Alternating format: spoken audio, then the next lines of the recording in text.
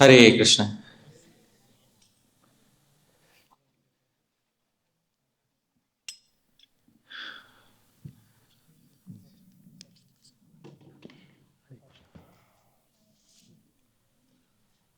So this distance is okay. This distance is okay. Going, Prabhu. This distance is okay. This. Okay. Okay. Straight, yeah. Hare Krishna.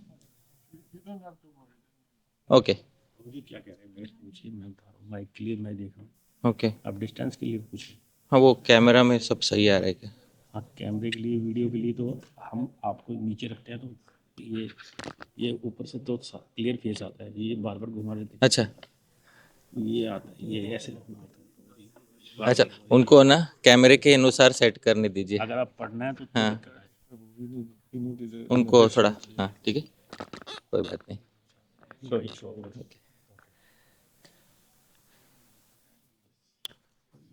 ये voice भी देखना. हरे कृष्ण. बोल रहे थे ना, थोड़ा टाइम में हार उतार देना, हार थोड़ा शादी वाला कर. हाँ. Hare Krishna. Thank you so much once again, dear Vaishnavas, Vaishnavis, for kindly being present here today. It's a great fortune to be able to speak again in front of all of you. I'll begin with Jai Radha Madhav and then I'll sing Mangalacharan. All of you understand.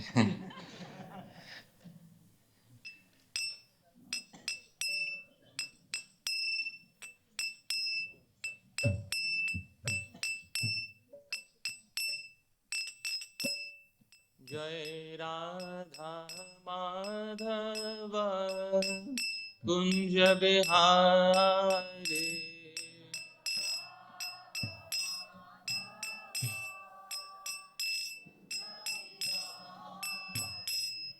Jai Radha Madhava Kunja Bihari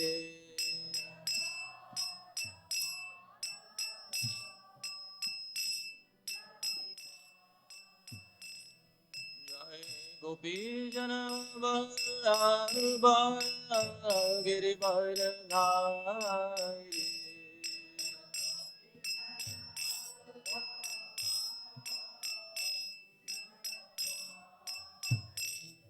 Jai Gopi Jana Vallabha Girivardhari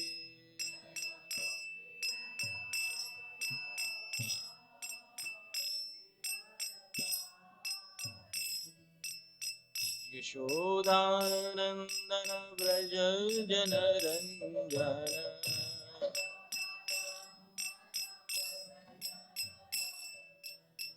Yashodanandana Vraja Janaranjana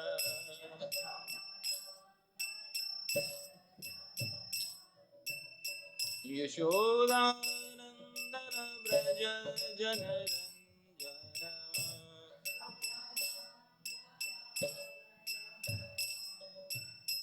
Yamunadira Vanachare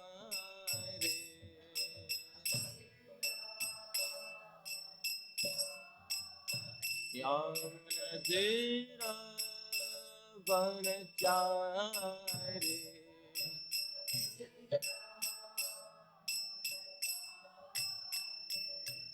Jai Radha Madhava Kunja Bihari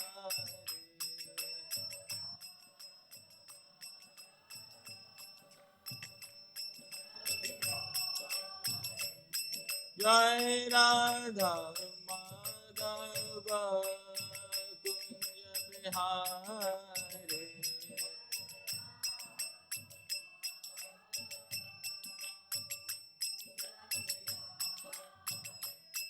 Jai Radha Madhava Radha Madhava Radhe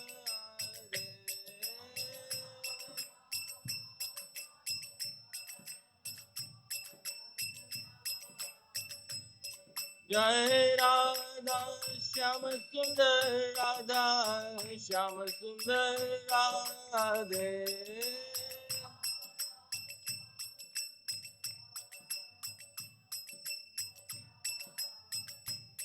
Jai Radha Madan Mohan Radha Madan Mohan Radhe.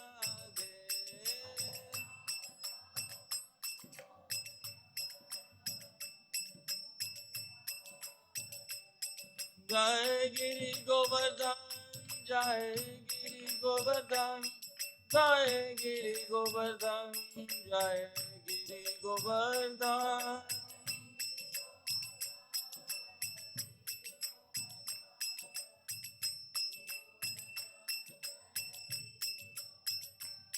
Jai Radhe Shyam Jai Radhe Shyam Jai Radhe Shyam Jai Radhe Shyam.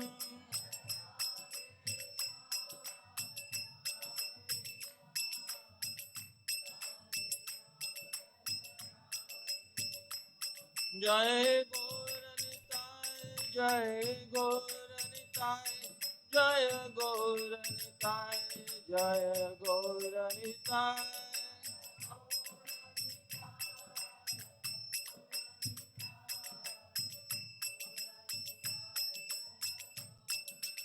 Jaya Prabhupada Prabhupada Prabhupada Jaya Prabhupada.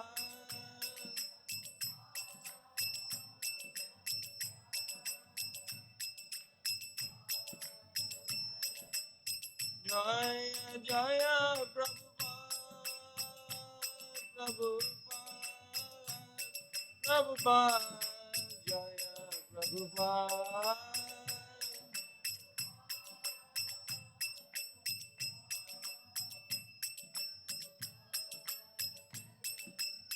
Jaya Jaya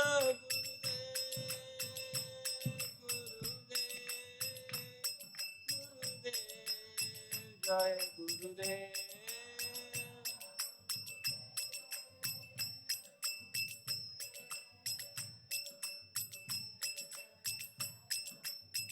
Nitai Gaura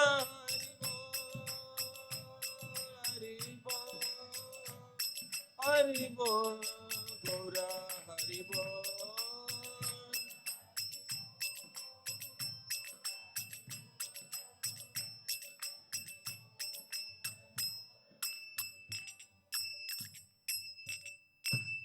Srila Prabhupada ki, Ananta Koti Vaishnava Vrinda ki, Tagore Premanande. So when the mic is situated far away, the natural tendency is to pull it back here. But today I have to avoid that tendency. The mic has to be situated here. Yeah. But welcome, dear devotees, to this second part on the presentation on Beyond Bhoga and Tyaga. I'm very grateful to each and every one of you for kindly being present here. Thank you so much for giving me the most valuable resource of your life, which is your time. And this time cannot be gotten back even after giving everything in this world. And it is a non-renewable resource, but you have kindly agreed to give it to me. Thank you so much for kindly being present here. According to Shishta Parampara, tradition established by the previous Acharyas, I'll sing Mangalacharan. Most of us know these verses. You can kindly sing along with me. Om Ajnanatimirandhasya Jnananjana-shalakaya Chakshurunmilitam Yena Tasmai Shri Gurave Namah. Shri Chaitanya Manobhishtam Sthapitam Yena Bhutale Soyam Rupah Kadamayam Dadate Swapadantikam Vandeham Shri Guru Shri Yutapadakamalam Shri Gurun Vaishnavamscha Shri Rupam Sagrajatam Sahagana Raghunathanvitam Tam Sajivam Sadvaitam Savadhutam Parijana Sahitam Krishna Chaitanya Devam Shri Radha Krishna Padan Sahagana Lalita Shri Vishakhanvitamscha Namam Vishnu Padaya Krishna Presthaya Bhutale Srimate Bhakti Vedanta Swamin Niti Namine Namaste Saraswate Deve Gauravani Pracharine Nirvishesha Shunyavadi Paschatya Deshatarine Namo Mahavadanyaya Krishna Prema Pradayate Krishnaya Krishna Chaitanya Namne Gauratvishe Nama He Krishna Karuna Sindho Dina Bandho Jagatpate Gopesha Gopika Kanta Radha Kanta Namostute Tapta Kanchana Gaurangi Radhe Vrindavaneshwari Vrishabhanusute Devi Pranamami Haripriye Vanchakalpatarubhyascha Kripa Sindhubhya eva cha Patitanam Pavanebhyo Vaishnavebhyo Namo Namah Jai Shri Krishna Chaitanya Prabhu Nityananda Shri Advaita Gadadhara Shri Vasadi Gaura Bhakta Vrinda Hare Krishna Krishna Krishna Hare Hare Hare Rama Rama Rama Srila Prabhupada ki Anant Koti Vaishnava Vrinda ki Nithai Gaur Premanande. So welcome once again dear devotees to the second part of the seminar on Beyond Bhoga and Tyaga. I'd like to make a brief mention of this very important point that Bhog or Tyag should not be connected to the color of any cloth,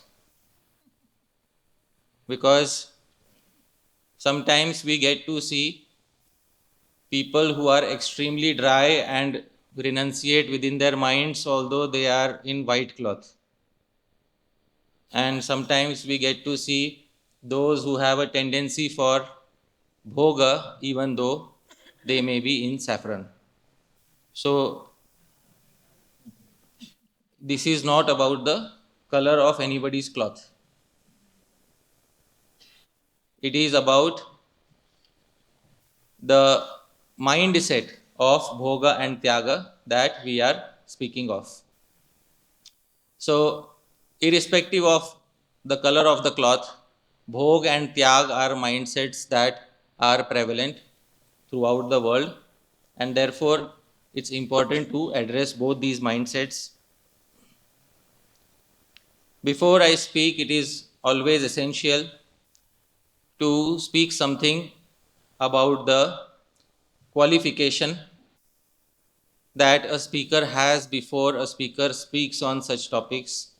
Obviously, anybody who sits on the Vyasasan and tries to speak something will always have doubts about their qualification, and will I be able to represent the opinions of the previous acharyas properly.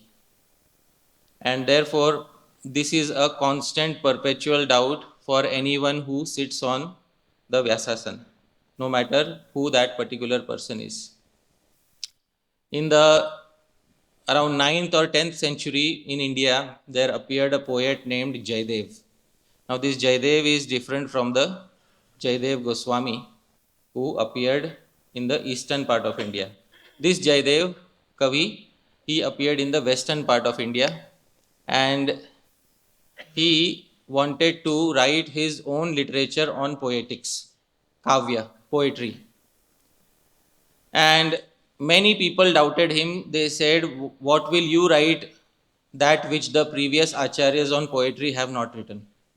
Don't try to spoil anything, just keep quiet. Keeping quiet is the best service you can do. So sometimes a person sitting on the stage also feels like that.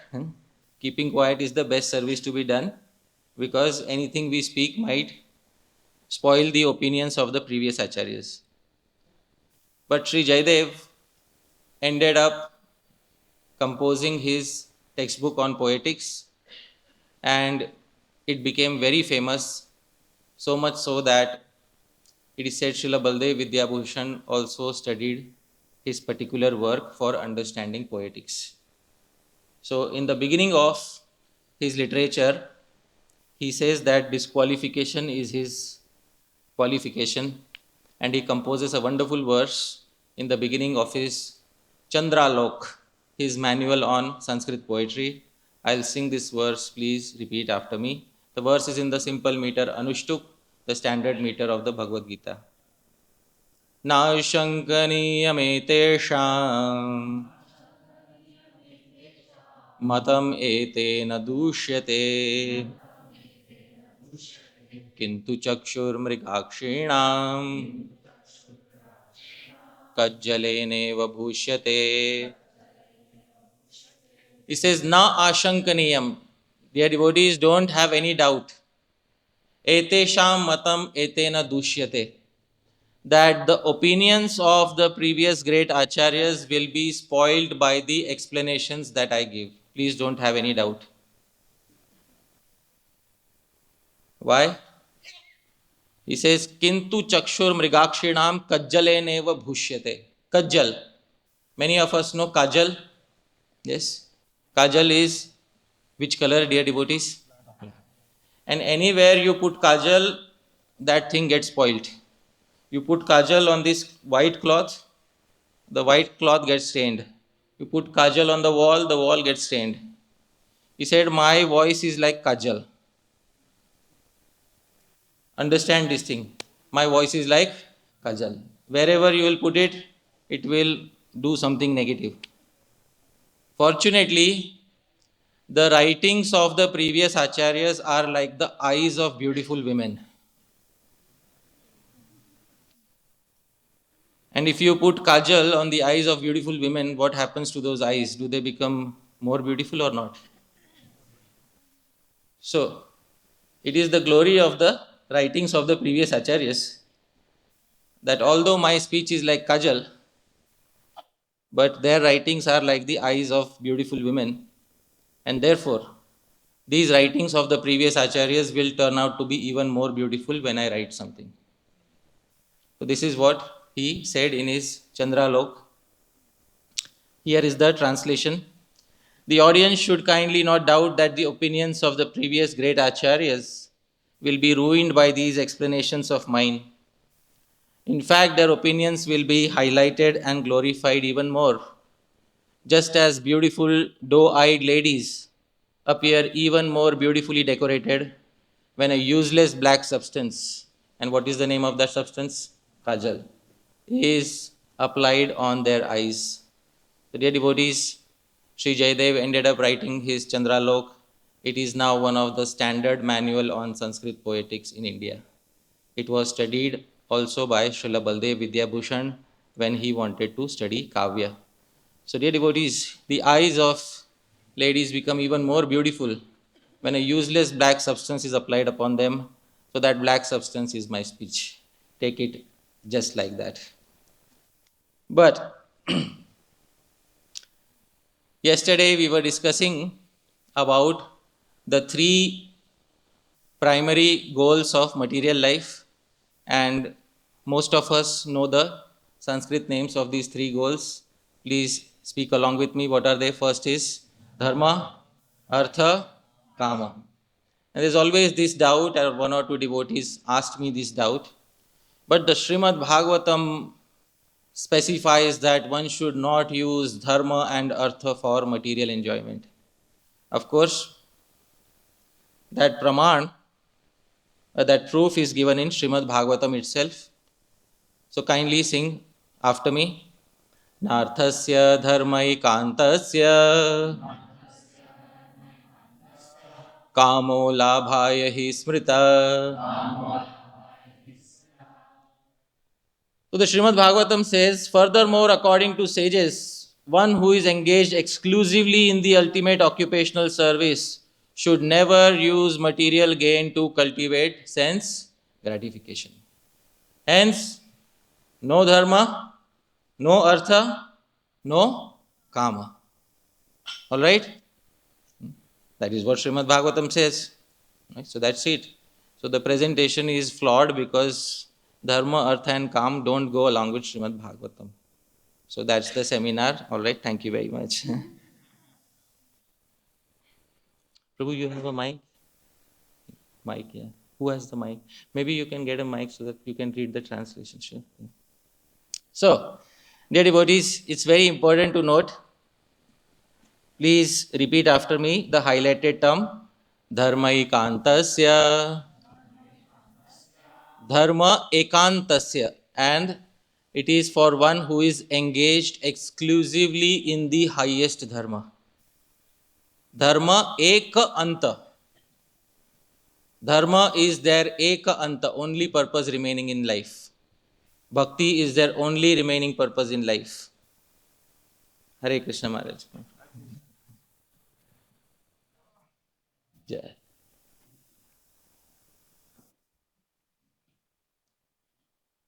So please confidently raise your hands. How many of us fit in Dharma Ekantasya?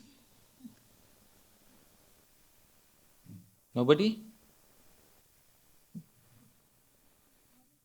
Yeah, it is engage exclusively in ultimate occupational service or engage exclusively in pure bhakti, nothing else. How many of us fit the criteria? No. All right. So the Srimad Bhagavatam speaks that instruction for those who are fitting that criteria. And for those who don't fit that criteria, the Srimad Bhagavatam gives another set of instruction. And this is the general instruction for everyone. Kindly sing after me. Sve svedhikare yanishta saguna parikirtitah. Is firmly declared that study adherence accidentalists to their respective spiritual positions constitutes real piety, and that sin occurs when a transcendentalist neglects his prescribed duty. So it is declared that actual piety for everyone is to follow the rules and regulations which are according to their respective spiritual position. And according to if someone's respective spiritual position, if dharma, artha and kama are needed, then Vedic literature highly prescribe that you take to dharma, artha and kama. And do not slaughter any of these goals of life on the basis of moksha.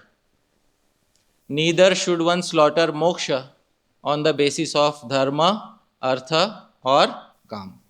Neither should one slaughter dharma on the basis of artha or kam. Neither should one slaughter artha on the basis of dharma and kam. All three are needed, as we saw from the verse at the end from Bhim yesterday. Bhim said, anyone who has only one goal of life is perhaps the lowest of all human beings. And therefore, this is the same principle that Sri Krishna is saying, and I had emphasized it yesterday.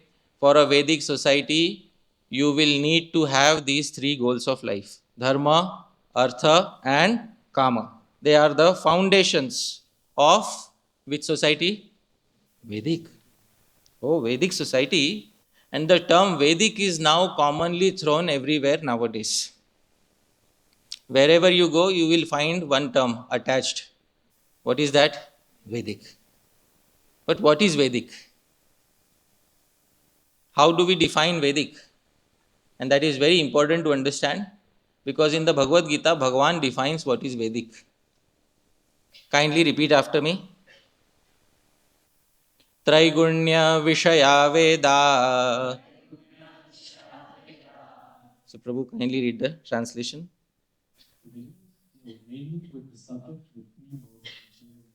This is Vedic. I am stopping there.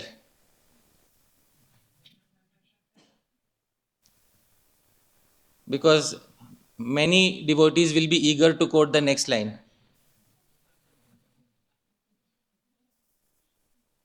Traigunya Vishaya Veda Nistraigurnya Bhavarjuna. Arjun, the Vedas deal with dharma, artha and kama, three modes of nature. Arjun, transcend the Vedas. And when you transcend the Vedas, you are no longer in the domain of the Vedas, you come to the domain of Vedanta. And the domain of Vedanta is the domain of moksha. So Vedas deal with the first three goals of life, which are dharma, artha, kama, and the fourth goal of life is dealt with Vedanta. So Vedanta deals exclusively with which goal of life? Moksha. Athato Brahma Jigyasa. That's where Vedanta begins. So we should question ourselves, are we a Vedic society or a Vedantic society? It's a very important principle to understand. Are we a Vedic society or a Vedantic society? According to all of you, please tell me, say loudly, what do you feel we are, Vedic or Vedantic? Oh, wow.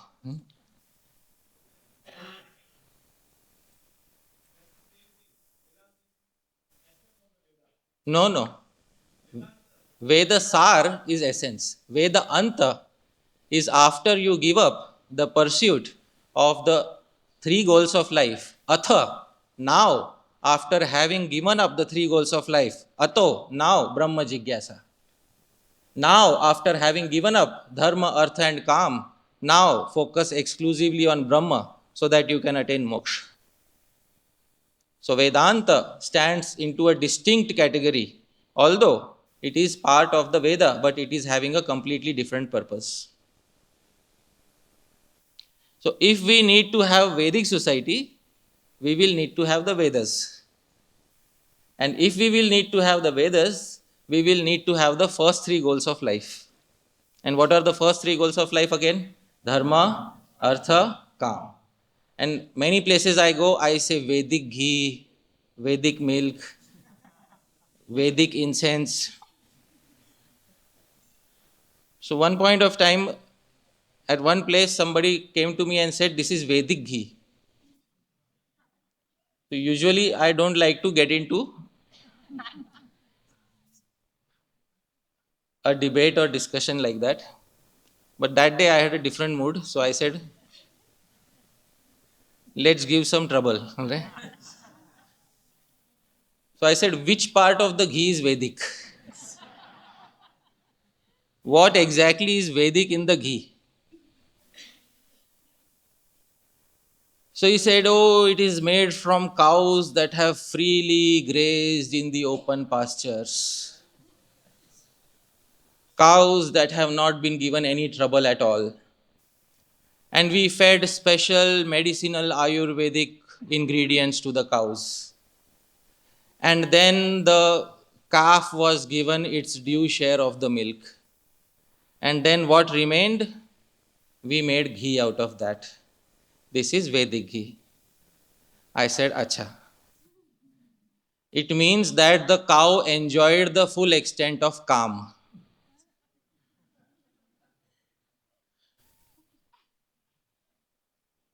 And after the cow had its calm fulfilled, it gave milk out of which you made Vedic ghee.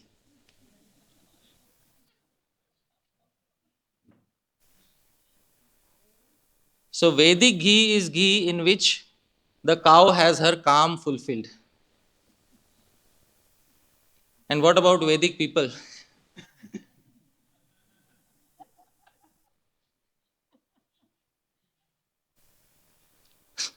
So it's very important. So my mind keeps thinking like this. It's a very crooked and complicated mind, but it keeps thinking like this. So sometimes I get into one or two arguments.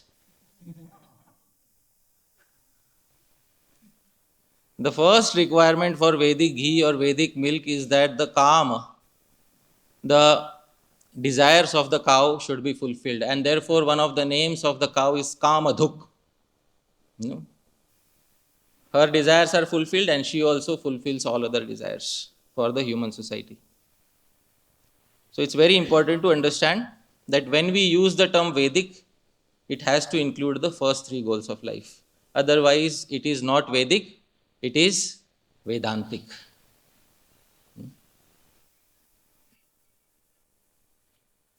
So, anyways, we will not get into a big diversion. Yesterday we were discussing about two personalities. Now they are finally about to get married. Okay. First is Pururava, who had no intention of ever getting into Brahmachari ashram. And second is Bhartrihari. Bhartrihari is about to get married to his beloved Anangasena. Very nice. All right, both of them have graduated into, are about to graduate into the Grihastha ashram. Change from Brahmachari ashram to Grihastha ashram is technically called Samavartan. Samavartan is graduation. It is not called as a fall down, dear devotees.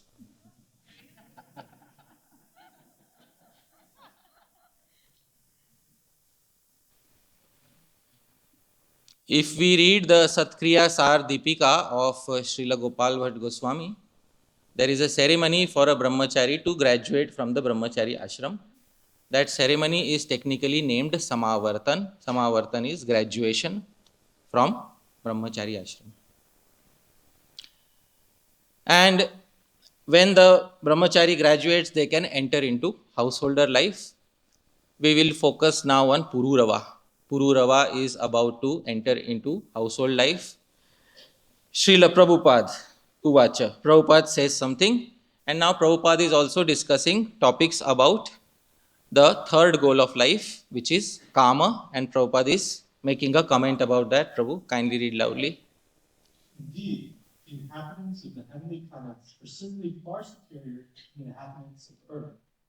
Nonetheless, Urvashi agreed to remain the consort of Pururava, although she belonged to a superior community.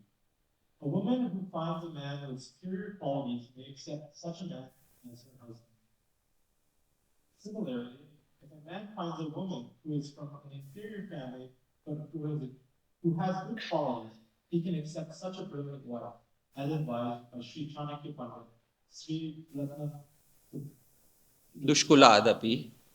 The combination of male and female is worthwhile if the qualities of both are on an equal level. So, very important point.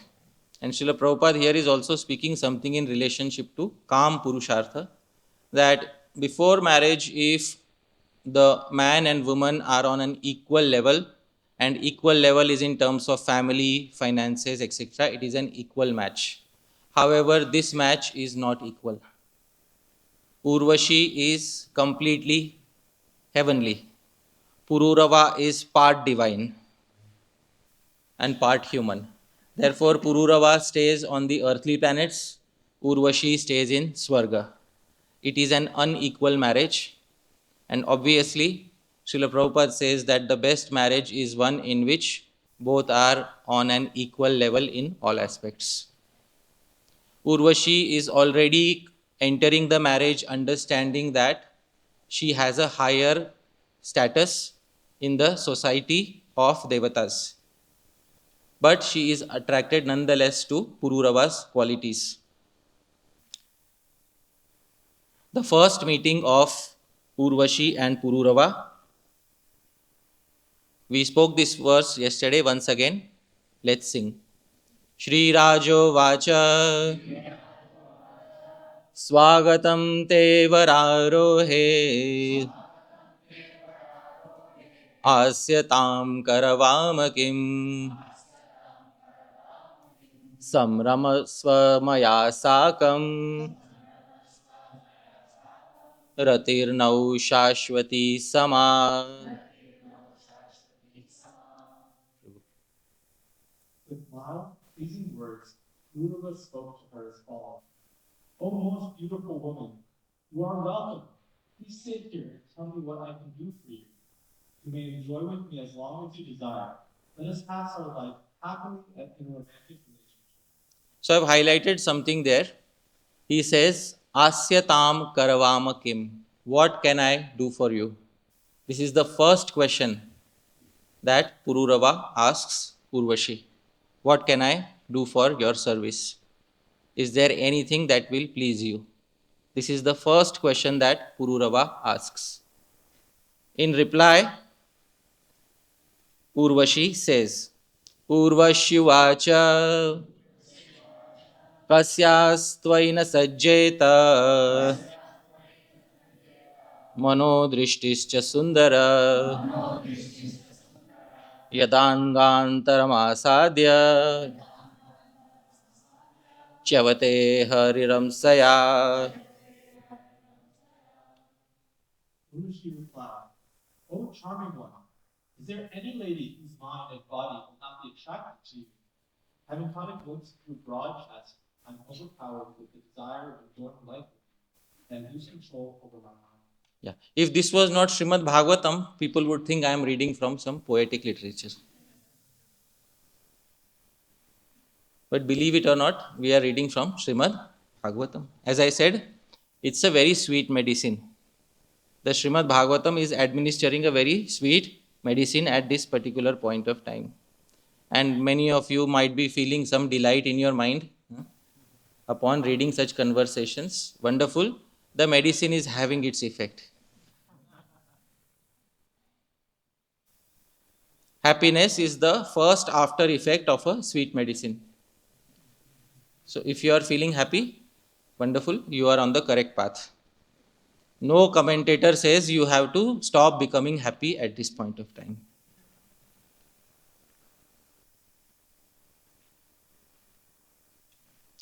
Urvashi also said something, my dear King Pururava, please give protection to these two lamps. Now you can see two lamps she has bought from heavenly planets. Now she understands she is in a higher status.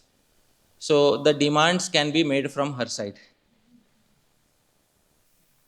And already she has started asking, I got two lamps from heaven, please take care of them. Although I belong to the heavenly planets and you belong to earth, I shall certainly enjoy sexual union with you. I have no objection to accepting you as my husband, for you are superior in every respect. Just see, Urvashi replies that you are superior in every respect. And this is a very important part of Vedic culture, especially a culture of marriage, because a traditional Vedic marriage is being described at this point of time. A traditional Vedic relationship between a man and a woman is being described at this particular point of time. There is a lot to learn here. Pururava is asking Urvashi, what can I do for you? Urvashi is saying, you are the best in the world. Let us get married. And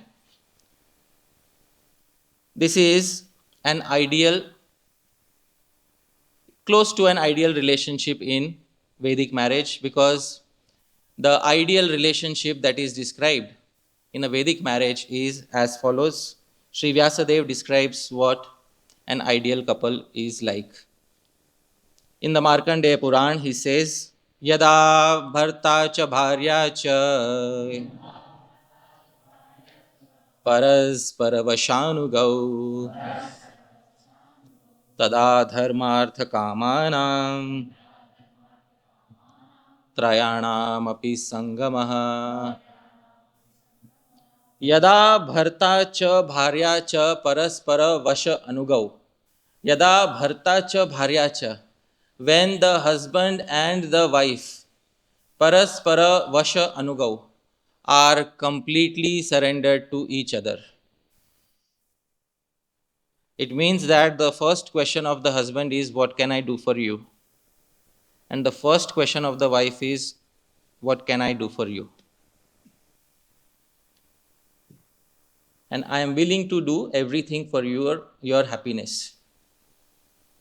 This is Vedic marriage. In contrast to many of the modern day marriages, where a business deal is made that I will do this and we can divide this, and you take care of this and I'll take care of that.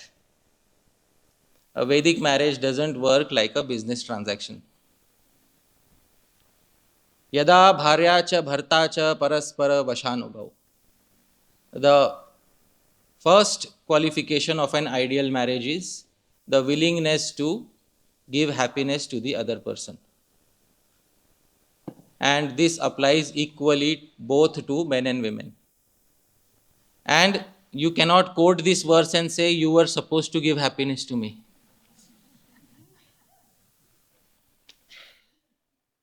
The verse is only supposed to be applied to one's own self. Many years ago, in a private meeting, my Guru Maharaj quoted this verse when he was asked about an ideal marriage. Yada bharta cha bharya cha paraspara vashanogau. Both of them are completely surrendered to each other and have no other person in their mind or no other interest in their mind. And then a devotee asked a question: what if my wife doesn't follow this?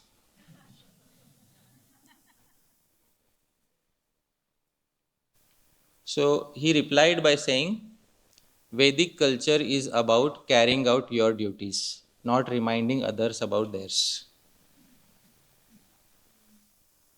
It's a very important thing. It's about carrying out your duties, not reminding other people of theirs. Because the modern world is filled with people who demand respect and attention from others. And it is not worth it if you have to demand respect and attention from others. Ideally, if somebody is giving that respect by themselves according to their level of maturity, that is very good. Otherwise, well, do not expect anything more. But you can do your part. All right? Why? Because a person who is doing their part in a marriage is sowing the seeds of good karma, because this may not be their final life. Therefore, tatra tada dharmartha kamanam trayanam api sangamah. Prabhu, kindly read the translation. When the husband and the wife are actually subservient to each other, the three goals of love, as in Dharma, Pitta, and Kama, become manifest together. So it becomes very easy to have dharma, artha, and kama together if the husband and the wife are paraspara vasha anugav, that they are mutually surrendered to each other and have the happiness of each other as the primary goal of the marriage. The marriage is not out of any selfish desires, but it is out of the desire for genuine love and giving happiness to the other person. Here a doubt arises again. Once again, dharma, artha, and kama, please tell me, are this avidya, ignorance, or vidya? Please tell me. Dharma, artha, and kama are vidya? According to the Vedas, dharma, artha, and kama are categorized as avidya. And what is avidya? Ignorance or knowledge? Ignorance. And vidya is transcendental knowledge. So please tell me, do we need avidya? Amog Lila Prabhu said yes. Prabhu, you are very like-minded to me.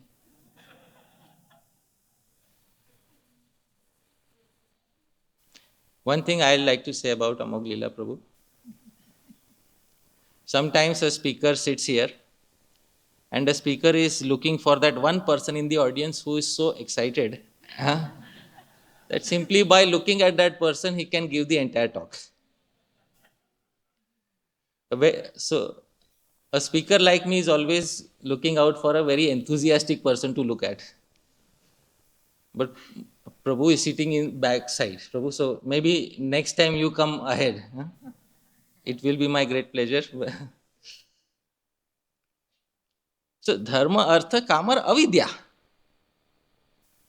They will not help you escape the material world. And I'm now about to gradually steer into the direction of Tyaga. All right, dear devotees. Dharma, artha, and kama are basically avidya. They are what we call nations. So why take shelter of nations? How many of you would like to take shelter of avidya? Please raise your hands. Nobody. So no dharma, no artha, no kam, only moksha. All right? So that's the end of the lecture. Thank you. That was the purpose of the... Wow, thank you so much, Prabhuji.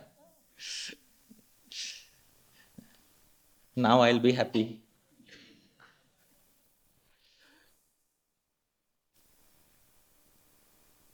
So, why do we need avidya? So, all these poetries are written about boyfriends and girlfriends. All these songs are written. All the wonderful culture of art, music, decorations, marriages. All of this can be summed up in one word. Amoglila Prabhu, which word? Avidya.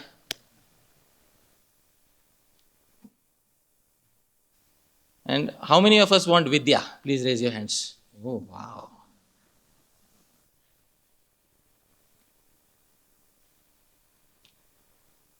So let's understand the need for avidya. Dear devotees, it's very important. What is the need for avidya? Because perhaps these types of verses are often not discussed. Therefore, it is important to understand these verses and how the previous acharyas have explained them. You see, all the dharma, artha, and kama, especially kama, falls into the category of avidya. Avidya doesn't actually mean ignorance, it means nescience which will not help you cross the world. That is what avidya is. And vidya is that which will help you cross the world. Sa vidya ya vimuktaye. Upanishad say, vidya is that which leads to mukti. Everything else is avidya. Now please answer in yes or no. Can poetry, this mundane poetry, help you cross over the world? Can all these mundane relationships help you cross over the world? So Sri Vyasadeva says, I have a slightly different opinion. In the Ishopanishad, Sri Vyasadeva in the 11th mantra says, please repeat after me. Vidyam cha yas tadvedo bhayam saha avidyaya mrityum tirtva vidyayam mritamashnute. He says vidyam cha avidyam cha. Both things he mentions, vidya and avidya. In avidya falls all these poetry, romance, all these things, arts, all this falls in avidya. Dharma, artha, kam, all falls in avidya. And in vidya falls moksha, vedanta, all the other literature related to bhakti. It says vidyam cha avidyam cha. For one who knows vidya, transcendental knowledge that can help you overcome the world, as well as avidya. And what is avidya? Worldly knowledge pertaining to the three modes. Together, you can use avidya to overcome the material world, and you can use vidya to finally attain true immortality. So, once again, I'll repeat the question. How many of us want avidya?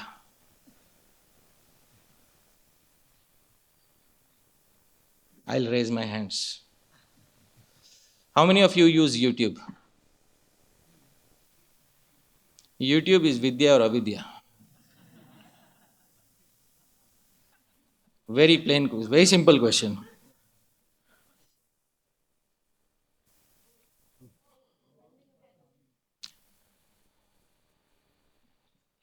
It should not be a relative answer. I know devotees love to play Achinte Bheda Bhed with everything. But in its default form, without adding any devotional touch to it, is it Vidya or Avidya? How many of us use YouTube? Raise your hands. Wow. All shades of color use YouTube. Huh? So, yeah, this katha is on YouTube. So, recorded via Avidya, spoken via Avidya, and glorifying Avidya. Now the purpose is complete.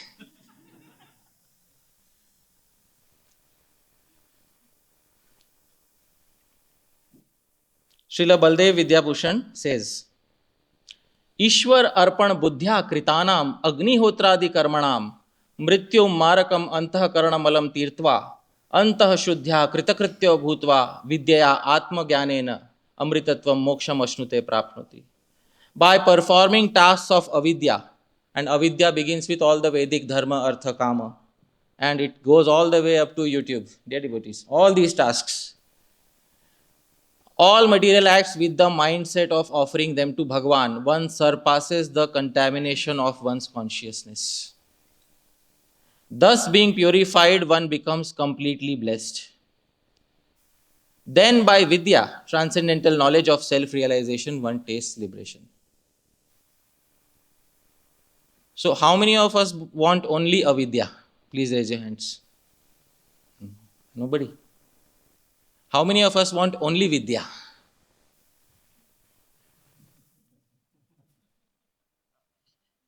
Confused. How many of us want both avidya and vidya? Oh, wow. Now we are talking. Hence proved that avidya is a major part of overcoming this world. And without avidya, if somebody pursues only vidya, the Ishopanishad will also speak to that person. Will call him aside and say, wait, we have to speak something. So, dear devotees, is mundane poetry vidya or avidya? Avidya. Kalidas. How many of you have heard his name? So, Kalidas is vidya or avidya? Speak loudly. Avidya. And dear devotees, a few days ago I found a very rare commentary on the Meghdut, the cloud messenger of Kalidas. Can somebody read whose commentary is it, dear devotees? Sri Sanatan Goswami's commentary on Kalidas is Meghdut. Oh, the previous acharyas have studied what, Prabhu? Avidya.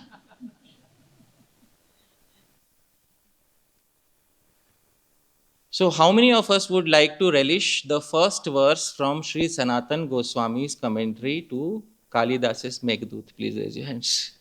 Oh, wow. All of you look deeply interested in Avidya. Yeah. So, Sri Sanatan Goswami,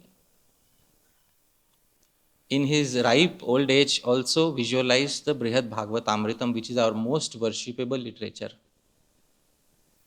But that was one of the final contributions of his life here. But before he met Sri Chaitanya Mahaprabhu, Sri Sanatan Goswami read profusely all the poetic literature that was available. And his commentary on Kalidas's Meghdut is with us.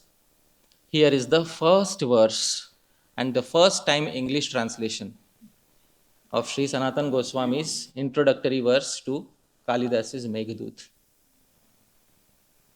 This verse is in the meter Arya. Difficult to sing. I'll sing. Please sing after me.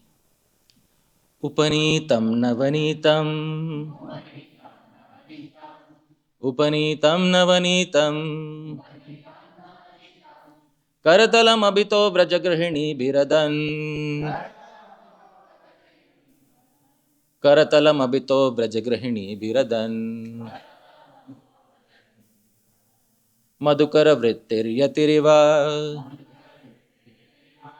Madhukara vrittir yatiriva. Karpatri नंदजो जयति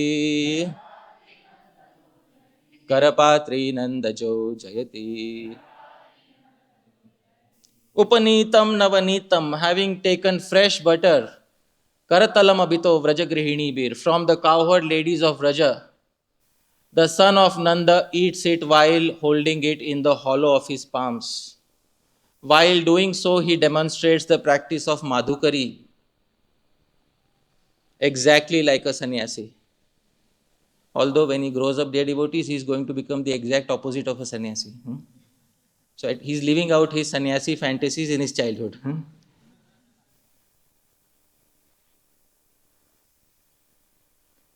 Thus he reigns above one and all. So even in commentary to Meghdut, he is beginning by glorifying somebody. And whom is he glorifying? Sri Krishna. And he studied Meghdut. His entire commentary on the Meghdut is available today. But it was not published till now because perhaps devotees did not consider it worthwhile to publish something from avidya. But it is a task which we should get it done as soon as possible. Devotees. It's a very important piece of our history. Sri Sanatan Goswami's commentary on Kalidas's Meghdut. A very romantic messenger poetry, which is written by Kalidas and commented upon by none other than our Sanatan Goswami. Oh, all right, maybe one exception. Isn't it? Huh? Sanatan Goswami can do, you cannot do.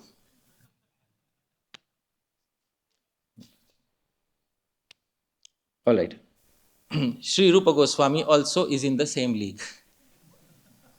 How many of us would like to hear something about Sri Rupa Goswami's?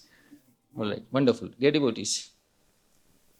In the beginning of his Natak Chandrika, which is a textbook, a manual of dramaturgy, how to write devotional drama, Sri Rupa Goswami says what he himself studied before writing Natak Chandrika.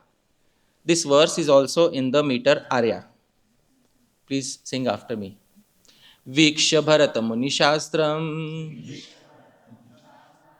Viksha Bharata Muni Shastram. Rasapurva Sudhakaram Cha Ramaniyam. Rasapurva Sudhakaram Cha Ramaniyam. Lakshanamati Sankshepa. Lakshanamati Sankshepa. Vilikhyate Natakasyedam. Vilikhyate Natakasyedam. Studying Torah, Natya Shastra. The most delightful Rasarnav Sudhakar. Of Simha Bhupala. I now propose this Nataka Chandrika to concisely describe the devotional Brahman. Wow, so you studied what first? Natya Shastra and Rasarnav Sudhakar, which is again mundane poetry. And after studying both of these, you are writing a manual on devotional drama, which is Natak Chandrika. So please tell me, dear devotees, Srila Rupa Goswami studied Vidya or Avidya? And finally, he is writing a manual which will help us in Vidya. Isn't it? And therefore, the verse from Ishopanishad says, Vidyam cha avidyam cha.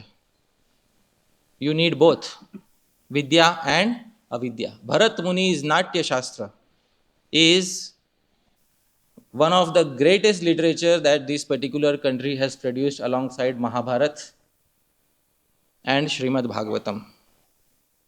Sri Rupa Goswami was, and I'm not over exaggerating, Sri Rupa Goswami was a devotee of Bharat Muni. I'm not over exaggerating here. He was devoted to Bharat Muni because it was Bharat Muni who first manifested the principle of ras on planet Earth. And for Sri Rupa Goswami, ras is divine.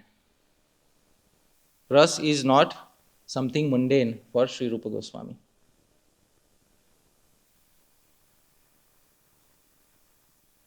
And therefore, in the another book he is mentioning is Rasarnav Sudhakar. Now, Rasarnav Sudhakar by Simha Bhupal. Simha Bhupal was a king from Andhra Pradesh, and he wrote Rasarnav Sudhakar, where he explained rasas using various literature. And in order to understand Rasarnav Sudhakar, you have to understand few literature, which Sri Rupa Goswami also had to understand. So I am giving a list of all those literature which are needed to understand Rasarnav Sudhakar. Please hear all the literature that Sri Rupa Goswami had, minimum list that he has studied. Amaru Shatakam. All right, it is one of the manuals on romantic 100 100 or more than 100 romantic verses, Amaru Shatakam, Anargha Raghavam, Bal Ramayan, Bhav Prakashika, Hanuman Natak, Kavya Darsh, Kuvalayavali, Kumar Sambhav of Kalidas, Krishna Karnamritam, you might have heard this name, of Sri Bilvamangal Thakur, Gatha Sattasai, Prakrit poetry, not Sanskrit, Prakrit poetry, language from 2000 years ago. By Hala, it has poetry about Sri Radha and Krishna in the Prakrit language. Malati Madhav of Bhavabhuti, Malavikagni Mitram of Kalidas, Shishupal Vad of Mahakavi Magh, Meghdut of Kalidas, Ratnavali of Sri Harsh, Raghuvamsh of Kalidas, Saraswati Kanthabharan of King Bhoj of Gujarat, in whose kingdom even the washerman was speaking Sanskrit. Abhigyan Shakuntalam of Kalidas, Uttar Ramcharitra of Bhavabhuti, Bhartri Harish Shatakam. Oh, we have heard this name somewhere.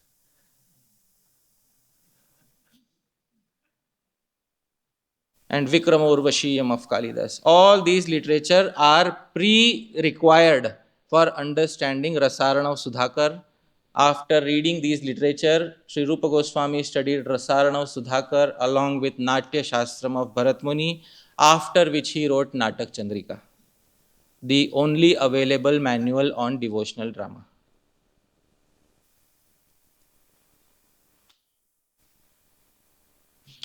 You see the background painting here, dear devotees. It was created by a wonderful devotee. Her name is Aruna Radha Devi Dasi from UK. Yes. In order to make this painting, perhaps she has had she has studied professionally. Yes.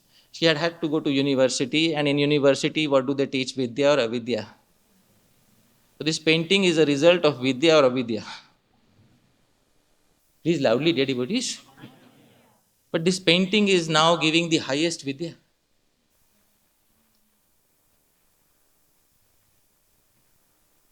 This painting now represents the highest Vidya.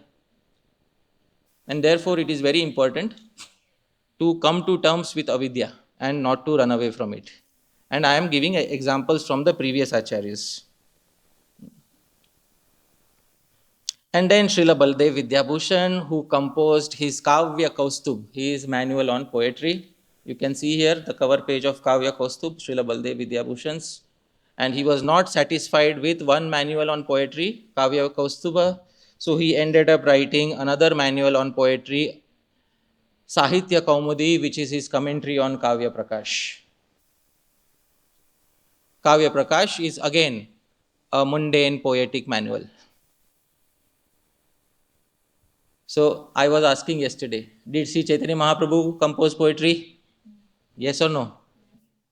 Sri Rupa Goswami, Sri Jiva Goswami, Sri Vishwanath Chakravarti, Sri Baldev Vidyabhushan, Srila Prabhupada, all of us. Why? We don't worship avidya, na? There is a reason why we don't compose poetry. Because we are worshipping only vidya. We don't worship avidya.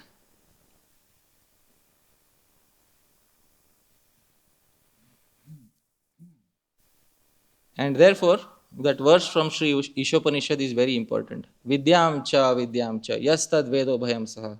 Avidyaya mrityum tirtva vidyaya amritam ashnute.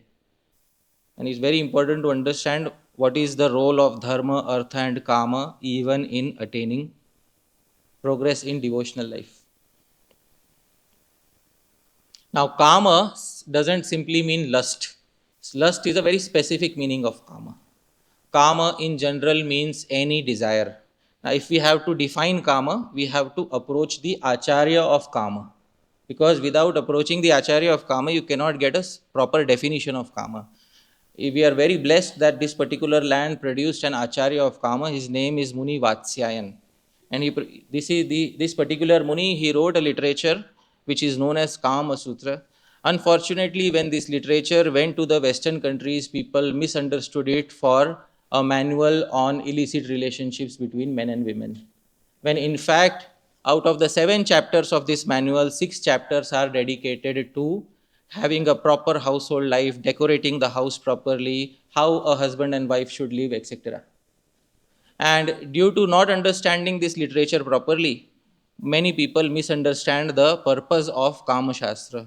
Here is the definition of Kama as given by Muni Vatsyayan.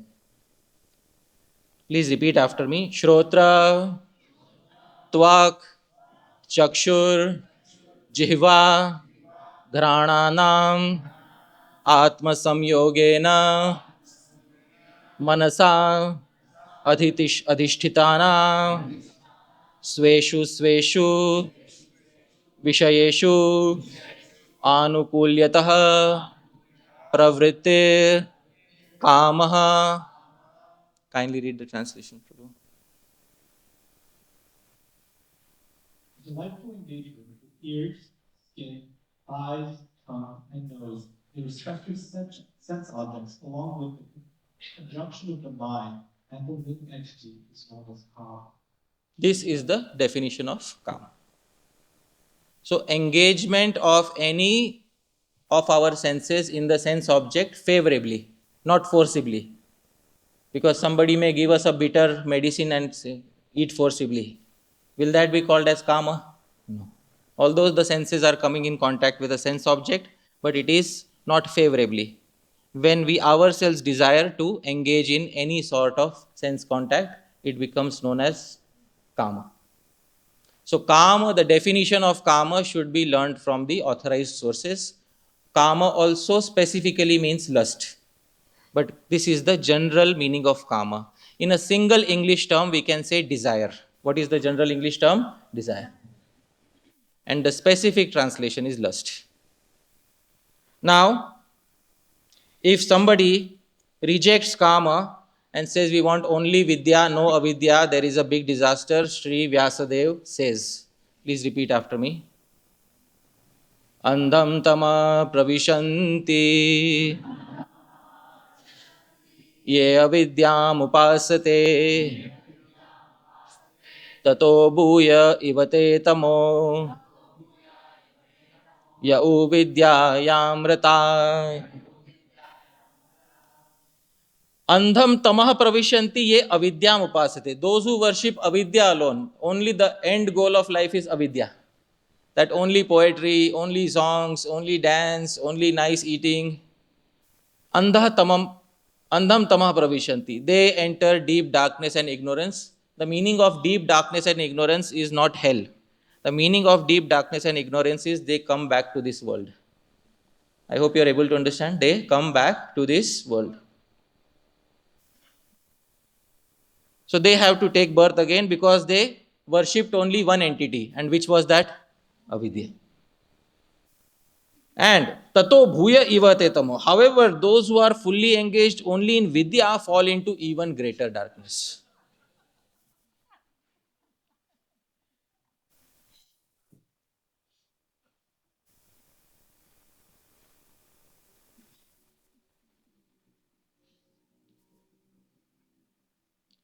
So I will keep silence for 1 minute and let it settle in.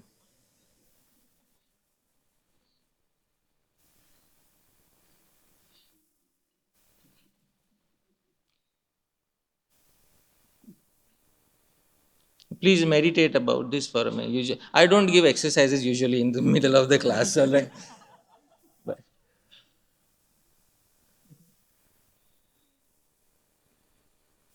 please take a minute to digest this. Who is in greater ignorance? The worshipper of avidya or the worshipper of vidya? The worshipper of vidya. See how honest the Upanishads are. See how they show us a mirror directly in front of our face. And that's why the Srimad Bhagavatam is meant for men who are thoroughly honest. Nirmatsaranam satam vedyam. It is not meant for people who are thoroughly dishonest.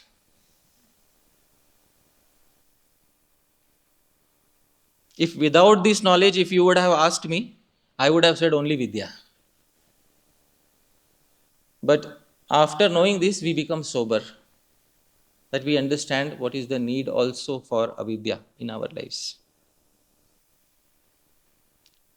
After studying Malati, Madhav, Meghadoot, all these poetry, Sri Sanatan Goswami wrote Brihad Bhagavatamritam. After studying all these poetry, Sri Rupa Goswami wrote Dan Keli Kaumudi. Now please tell me, what should we think of all these other literature that they used as a stepping stone to arrive at Vidya? Are they needed or not needed? Please tell me. So that is, it is very important for, because as I said, if I am putting my hands into Varnashram, I have to do some justice to the subject matters. Otherwise, there is no justice to the topic of Varnashram unless we deal with the aspect of Dharma, Artha and Kama in a holistic manner. Now Sri Vyasadeva himself is saying, now at least it should become bona fide. But not unrestricted enjoyment. Enjoyment that is as it is given in the Shastras. Not hedonistic enjoyment. Enjoyment as it is given in the Shastras. Because some people will think, oh, so it is allowed, so I can go watch any movie whatsoever. So that is not what is being specified. Kavya, poetics, it elevates your heart. I hope you are able to understand.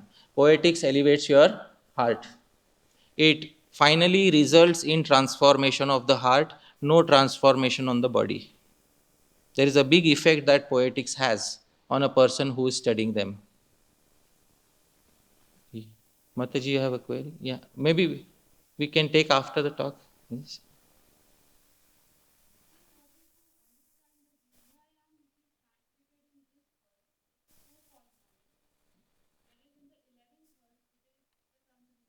No, yeah, I'll answer.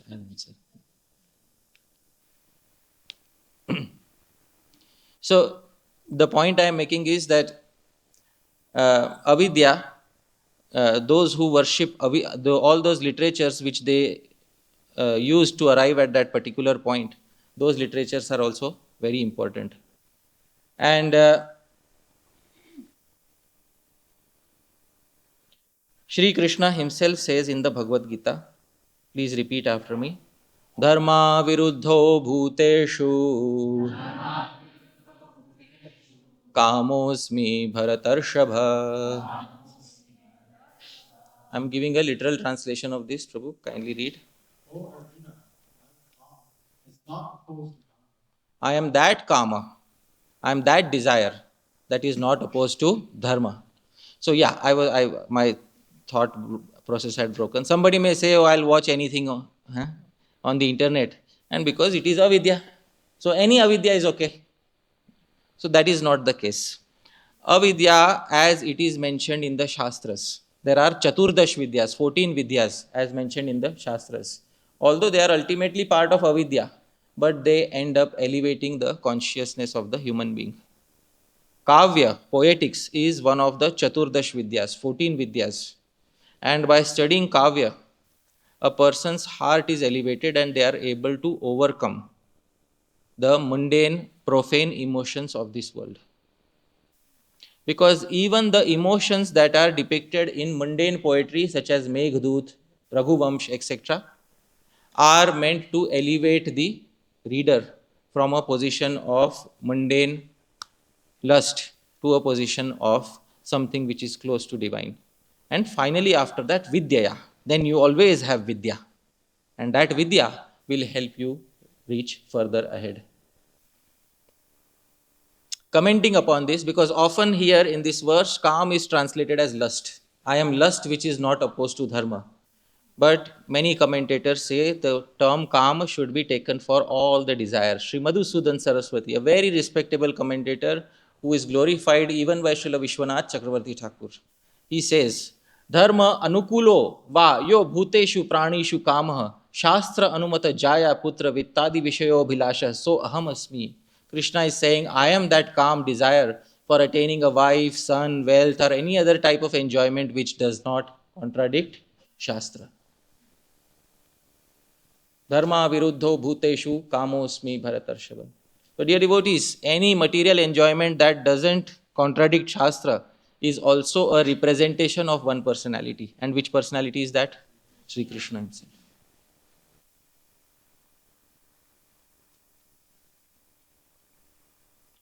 As soon as it becomes dharma viruddha, as soon as it becomes against dharma, it stops being a representation of Sri Krishna. So, this subtle distinction has to be understood. Now, somebody may still say, no, we will forcibly stop our karma, we don't want to engage our karma in any way. We don't want to deal with our karma in any way. Just forcibly stop it. That is the best solution. Don't even try to get into this. Previous acharyas were very special. You are not special. The Ishopanishad verse was speaking for previous acharyas or for everybody? Please tell me.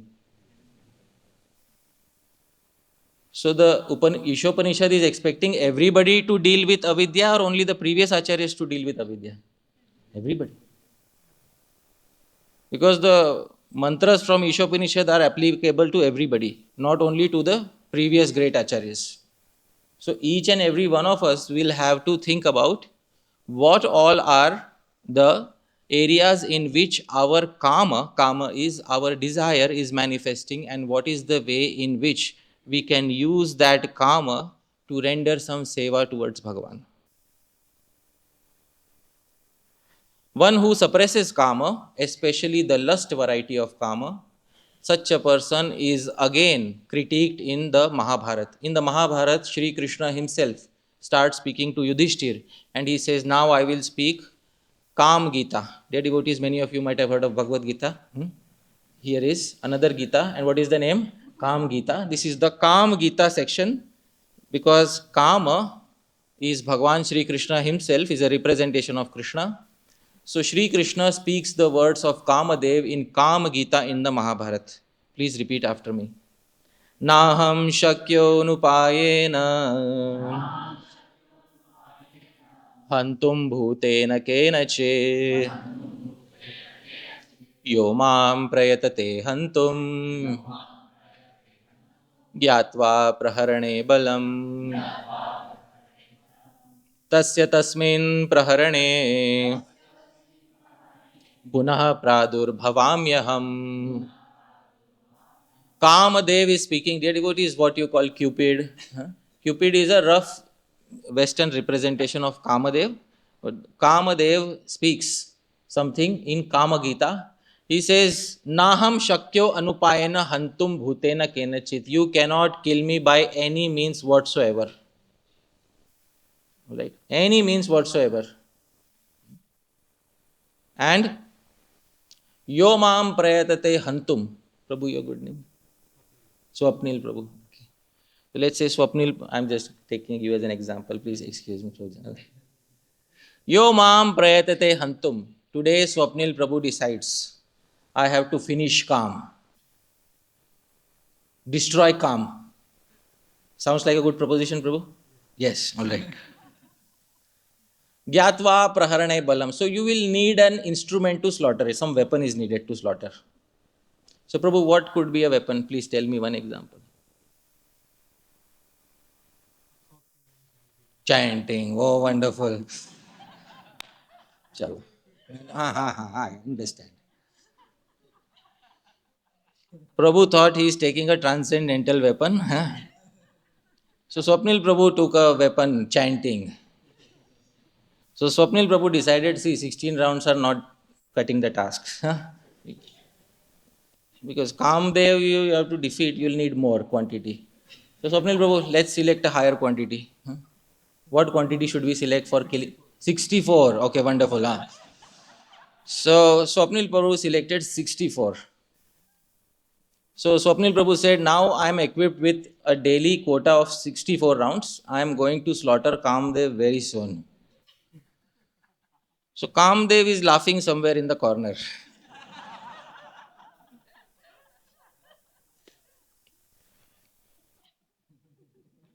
Tasya tasmin praharane punah pradurbhavamyaham. Kamdev laughs and says, I am going to appear in his very weapon and slaughter him instead. Here is the translation, Prabhu. Kindly read.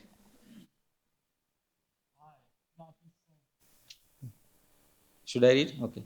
I, Kam, cannot be slain by any being whatsoever by any existing means.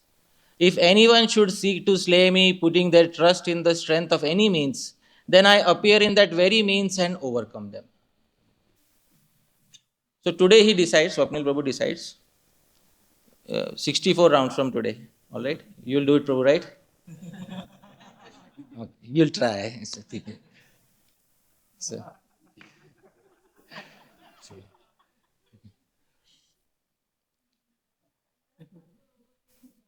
yeah. Haridas Thakur. Yeah, all these examples are given. Yeah.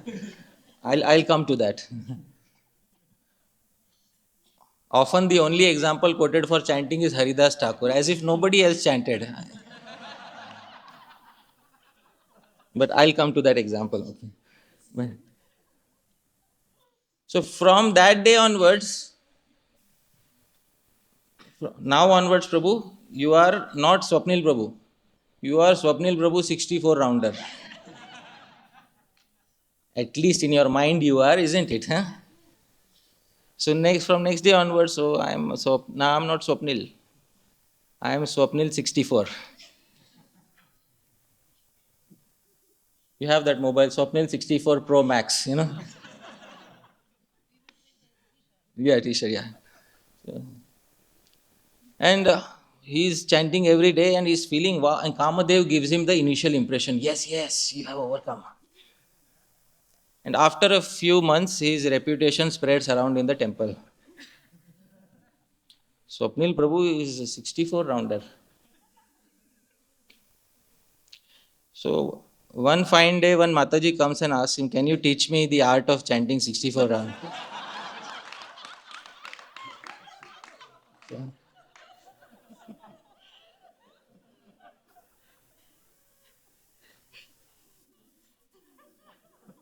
And they lived happily ever after.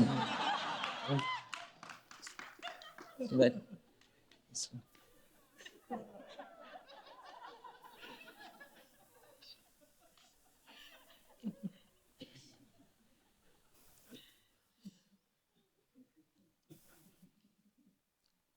Swapnil Prabhu may say, no, Prabhu, you are describing an extreme situation. Yes, you are describing an extreme situation. I'll not fall for the ladies. I'll chant my 64 rounds, and if any devotee comes and asks me, I'll give them guidance. Of course, I'm now, I'm expert in chanting 64. I should guide other devotees, isn't it? Huh? So sooner or later, a small club of devotees forms around Swapnil Prabhu, and there are no Matajis there. All right, huh? But still, Swapnil Prabhu has now, there are a few devotees taking care of Swapnil Prabhu. Prabhuji, do you need anything? Is everything okay with you? Should we get you some gift because you have helped us so much, Prabhu? Huh? Perhaps you should give a lecture on how to chant 64 rounds. We'll put a garland around you and we'll respect you a lot. Kamdev is laughing, Prabhuji. Because Kam said, I am not only lust, I am any sort of sense gratification that you desired.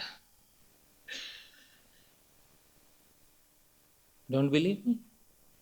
न धनं न जनं न सुन्दरी कवितां वा जगदीश कामये.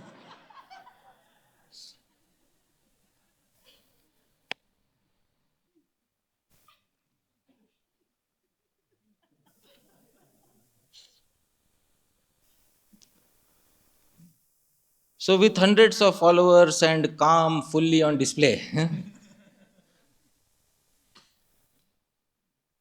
Kam Dev is laughing in the corner. Swapnil Prabhu, whether you wanted freedom from lust or whatever, your purpose is not attained. I am still present in your life. And now I will not go away. Kam Gita is a very important principle. that Bhagavan teaches.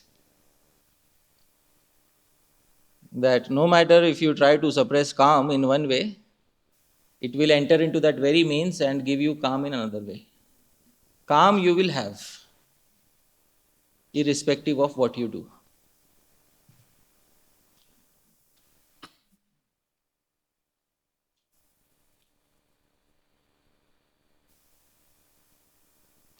So I wish to introduce a verse by Sri Rupa Goswami before concluding this session. And Sri Rupa Goswami says, I understand many devotees are very eager to overcome calm. Now, please raise your hands. How many of us are eager to hear from Sri Rupa Goswami?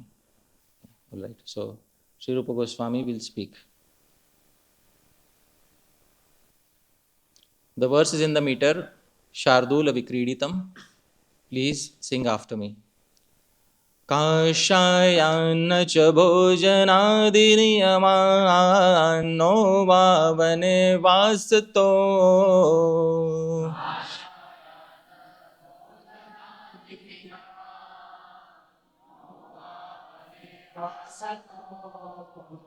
व्याख्यानादथवा मुने व्रतभरा चेतोद्भवः क्षीयते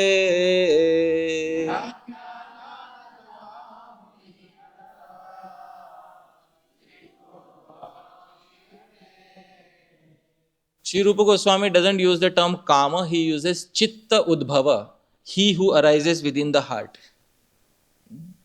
He is using that term for kama, chitta udbhava. Chitte udbhavo yasya, he who arises within the heart is known as kam. So, Sri Rupa Goswami says how to stop it. First solution is given, kashayan. Kashaya is saffron cloth. Isn't it? Yeah, saffron cloth. Brahmachari sannyasi cloth, saffron cloth. And after kashayan is the next term. What is the next term? Na. Kashayan na.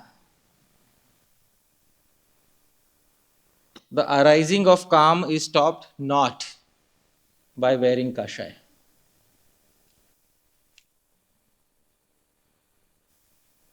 Another meaning of kashaya is Ayurvedic medicine. So there are Ayurvedic medicines available in the market for making yourself impotent. Would anybody like to buy?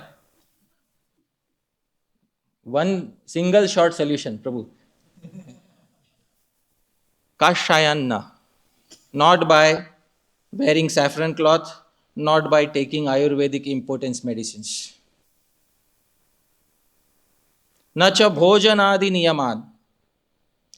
Not by restricting food and other sense activities. Sri Chaitanya Mahaprabhu was in Kashi as a sannyasi and he was chanting Hare Krishna. He was staying at the home of a Maharashtrian Brahmin. And they used to feed him nicely. So, Gaudiya Vaishnavas, they eat till here. And the other sannyasis in Kashi, they don't eat so much. So the other sannyasis, they started saying, this Bengali sannyasi, he just dances and eats. He has only two things to do. Hare Krishna, and Prashad. And no Vedanta. So, this news reached that Maharashtrian Brahmin who was serving Sri Chaitanya Mahaprabhu. He became very unhappy with that. So, he composed a verse, Simho Bali Dvirada Shukara Mamsa Bhoji. He says, the lion, he eats red meat of the cow or the bull.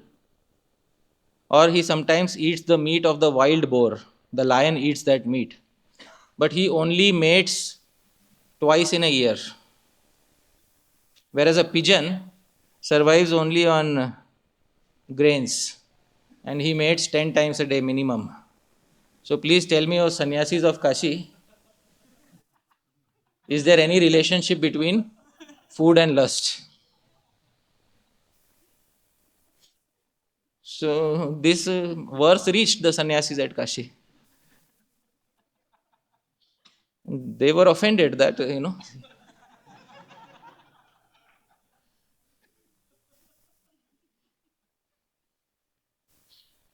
Hindi they say, "Ek to chori upar se sina jori." Yeah? Those who don't understand, I don't know how to translate it.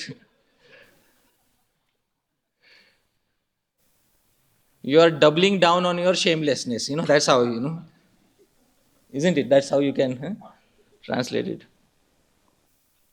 So they were very unhappy with Chaitanya Mahaprabhu.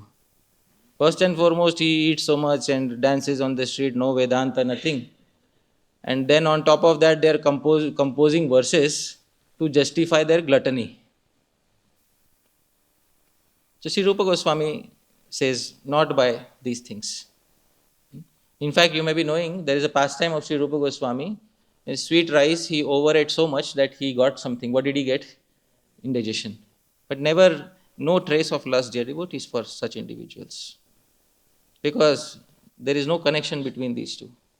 No va vane vasato, not by living in the forest. Vyakhyanat, not by hearing various lectures on overcoming calm. Atha Muni Vrata Bharaj, and certainly not by executing a vow of silence. Because Saubhari Muni tried that, he failed miserably.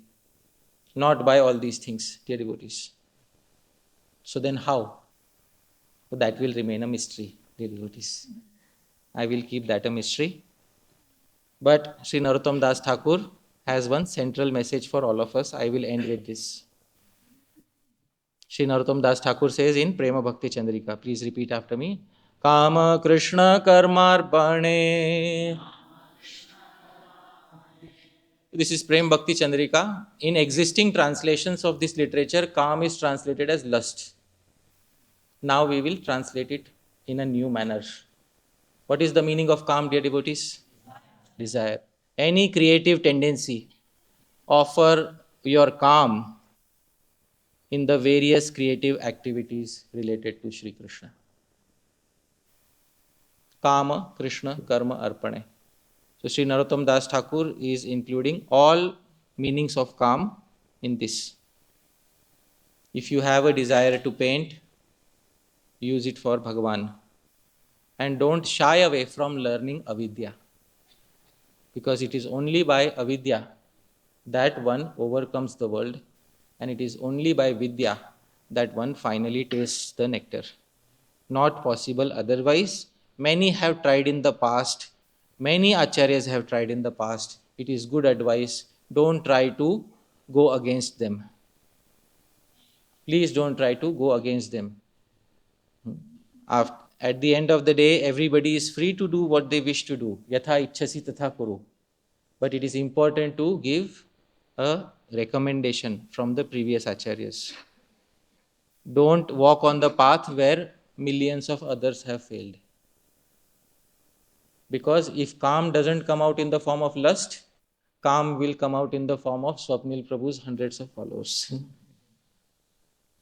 Thank you, Swapnil Prabhu, for tolerating me. Tomorrow we will see something goes wrong with Bhartrihari as well as Pururava. Because nobody lives happily ever after. It's the movie ends at the marriage.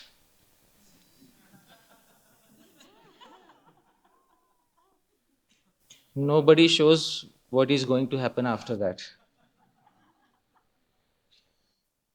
They don't show that he's paying the mortgage bills, he's filling fuel in the car, she's taking care of 2 kids, she's lost all her beauty gradually, he's losing his hair,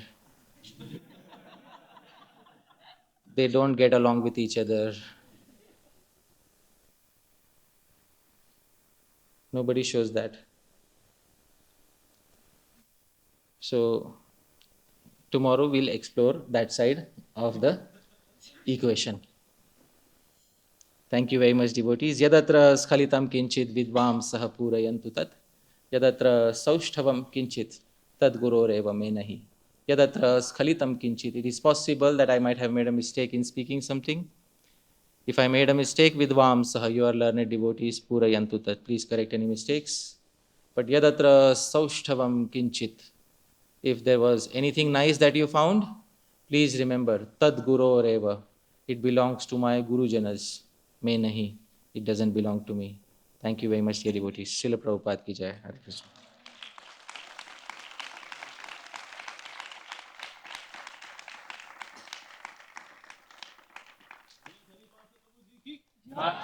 Srila Prabhupada ki, Anant Koti Vaishnav Vrind ki jai.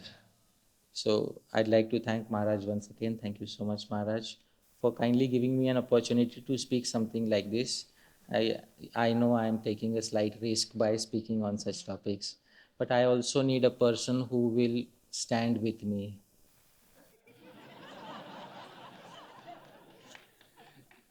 So big round of applause to Maharaj for.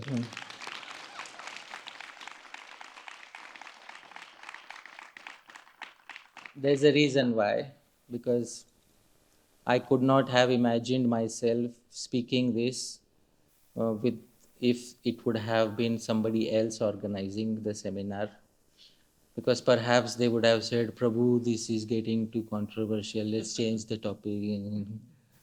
But I'm very thankful to Maharaj that he supports and he's standing with me. And even if I make a mistake, Maharaj will correct me. But Maharaj will never let me go. So that I am confident of. So thank you so much, Maharaj.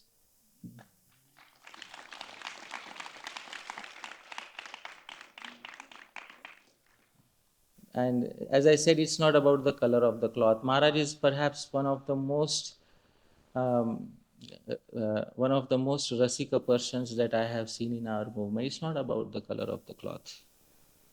Wherever there are talks of rasa, you will find one bumblebee there, huh? But he's wearing saffron cloth. Dear devotees, he's very much attracted to rasa katha, and so I consider him to be very like-minded.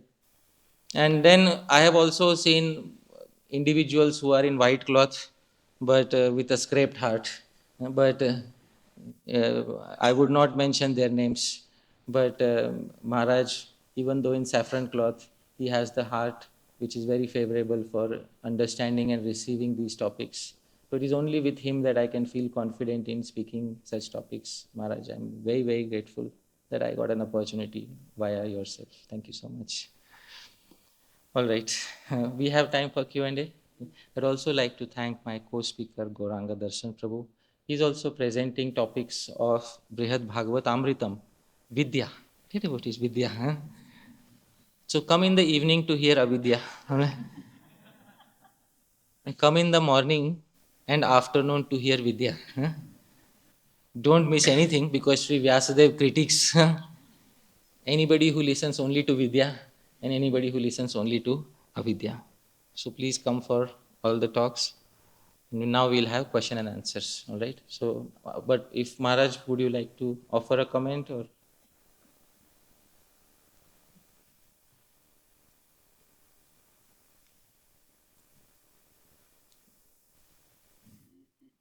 Hare Krishna. Thank you very much for taking us on this journey. You know this verse, and we can't stop from medicine, by listening to food, the bond, etc. And I know also you know about this verse. I don't know if you let us listen or not. So I will not spoil this. I didn't notice, I can see in your faces that, yeah, you're thinking very deeply. What is the idea? You want to really think out how can we actually become, when we say, lovers of God, how do we want to find this problem? How can we overcome the various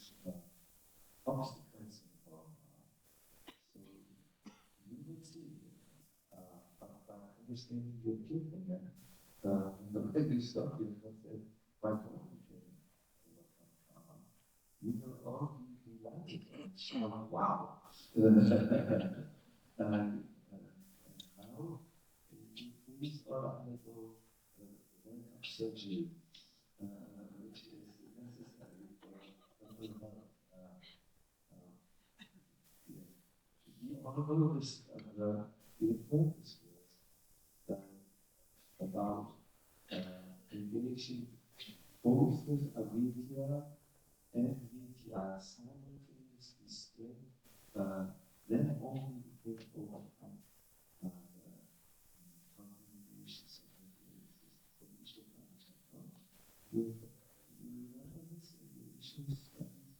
So we are hearing about this now, you might not know what this verse means. So study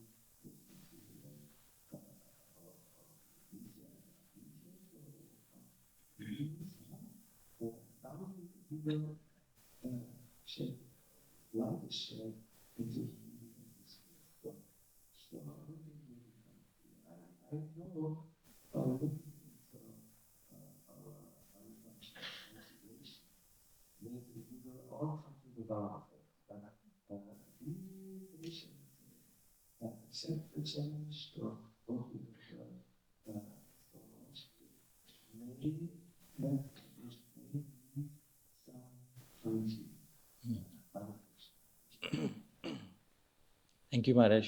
One of the things I love about Maharaj is there is a culture in traditional circles. It is called Anumodan. Anumodan is when a particular person speaks a talk, and after that, the main personality is who has organized the talk is given the mic, and they speak something in line with or positive or in accordance with what was spoken. And this is a very good culture of Anumodan. And this culture is so nice because I learned from my own Guru Maharaj this culture of Anumodan. Because sometimes I have had an experience where I speak an entire talk and then the main organizer takes the mic. Oh, it was a very lofty lecture. We may not be able to digest these topics right now. Let's visit 20 years later. So, in the name of Anumodan, somebody passes a sarcastic remark and it leaves a bitter taste in the mouth of the person who was speaking. But this wonderful culture of Anumodan, as Maharaj has demonstrated, is perhaps one of the sweetest things about Vedic culture. When Sri Suta Goswami was made to sit on the Vyasasan, Suta Goswami was lower in jati. According to birth, Suta Goswami was lower, and the devotees who were sitting below were higher in jati. Shaunak Rishi was higher in jati. But they always gave him a lot of respect, gave him a garland, and treated him very nicely.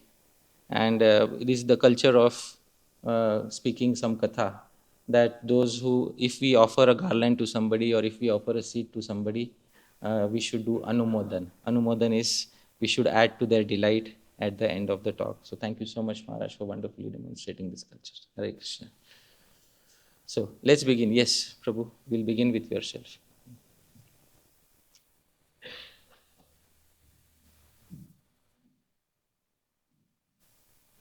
Hare Krishna, Hare Prabhu. Thank you so much for this session. As we all are trying to advance in this path of Krishna consciousness, we either aspire to or want to get initiated. We are required to cover Bhakti Shastra. Maharaj has mentioned that we've all gone through this. But yet, when you all seen these places, but yet when you brought on the 9th and 11th verse of the Srila, there was a big drop silence. It was a mic drop, like it was something revelation. So why is there that disconnect? And we've all gone through it, yet it was all new to us. Is it because of how we Yeah. why is there that big? Well, I can only say this, that When we study a verse for the first time, we get to know its initial meaning, which you can say plain vanilla meaning, and that is the meaning which fits within our mind. And we read it for the first time, and we may read a purport on it, and it may be a part of a syllabus, and we need to do it because first readings are most essential. Without the first reading, you can't even enter into that Shastra.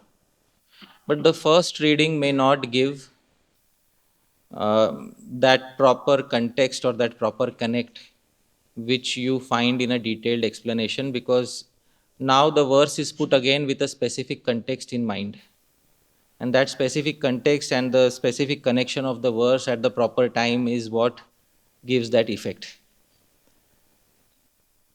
In the Mahabharata, it is said, Kalena padam labhate tathartham. 25% of knowledge is acquired by hearing from a guru. Guru means a teacher, anybody who may be teaching a Bhakti Shastri course also. 25% is acquired from such person. 25% is acquired by discussion with other students. 25% is acquired by self-study. And 25% is acquired only by passage of time. So, if you want, I can share the verse later. Kalena padam labhate tathartham. So that 25%, 25%, 25%, 25%. And the final 25% is most important. That is time. Because it is that time which allows you to ruminate upon the verse. And then in that time of rumination, the Upanishadic activities of Manan and Nidhi Dhyasan take place. Because Shravan, Manan, Nidhi Dhyasan are three stages in which knowledge is acquired.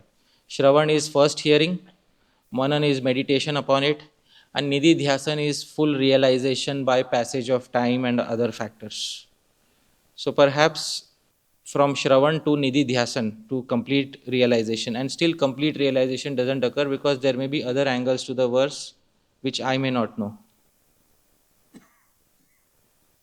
In the Kena Upanishad, it is said, Naham manye suvedeti no na vedeti vedacha, yo nastad veda tad veda no na vedeti vedacha. Naham manye suvedeti. I don't say that I know everything.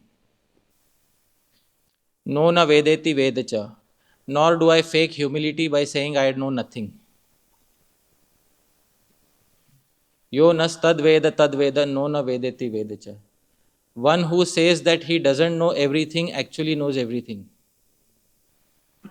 And one who says he knows everything actually doesn't know anything. There's a very nice verse from the Upanishads that we will never have complete knowledge of any verse at any point of time. And Krishna Tulya Bhagavat Vibhu Sarvashraya Prati Shloke Prati Akshare Nana Arthakaya. So we will never have that complete knowledge. But if knowledge of a particular aspect of the verse has shined within your heart, then always write down those realizations and keep them with you. Because they open the knots in the heart. It's very important that through our study of Shastra, Vidyate Hridaya Granthis, the knots in the heart should open.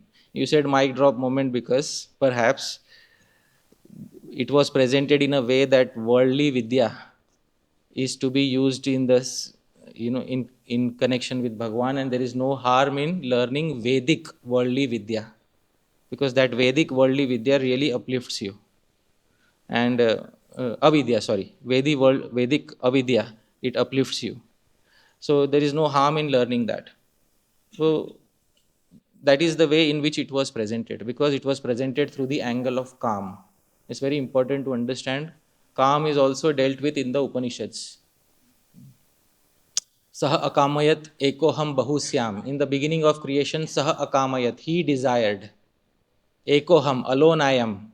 Bahusyam, let me become many. Prajaye yamiti. And so he manifested the entire worlds. The world began on which Purushar? Dharma, Artha or Kama? Kama. So it's the fundamental goal of life which sprang forth the entire universe. So it's very important to understand the stages through which knowledge is acquired, and time is a very important factor in that. And so taking out that free time, studying one shastra at a time, and meditating deeply upon it, our constant meditation upon Shastra are very important factors required to reach a certain level of understanding of any particular verse. So I hope that answers your query. Hare Krishna. All right. I would like to take alternates, one Mataji's and one, so that, yeah, yourself. Yeah, let's go.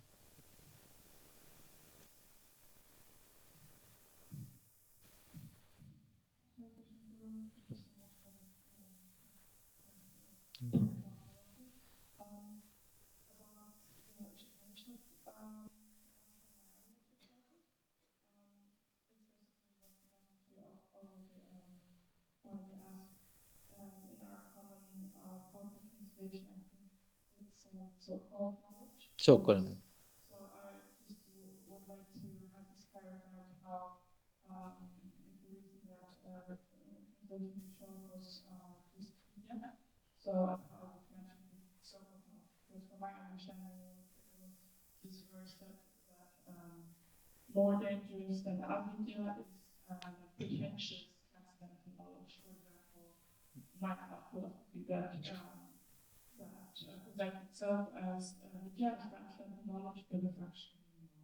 All right.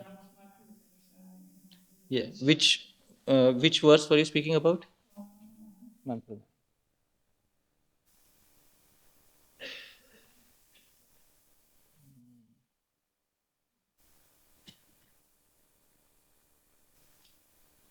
Yeah.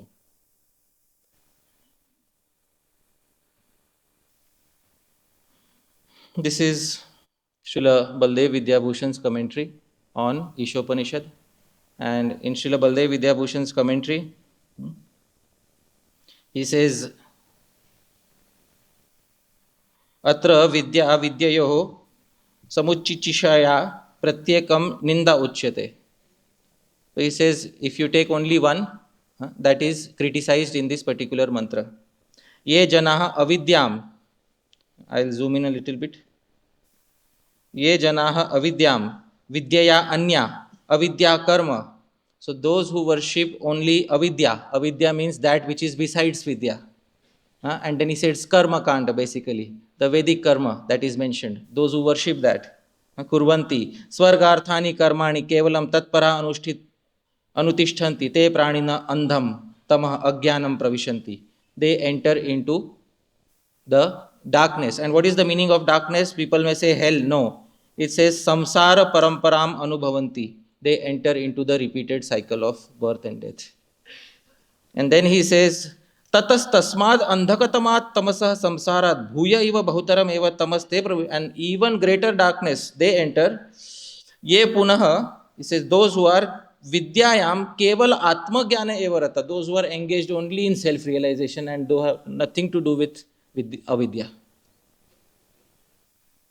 So those who are only Atma Gyan is knowledge of self-realization. Those who are engaged only with that knowledge and who discard avidya, they enter into even deeper darkness than that. So the translation is based on Srila Baldev Vidyabhushan's commentary. That is the commentary for our sampradaya, which is commonly accepted in the entire sampradaya. So based on that commentary, the reason why I could have taken the translation by Srila Prabhupada, but the reason is for the presentation, it's important to highlight the terms Vidya and Avidya. In that English translation, I did not want to add anything to Srila Prabhupada's translation, so I did a separate translation, which is based on the commentary of Srila Baldev Vidyabhushan. So without touching the translation of Srila Prabhupada.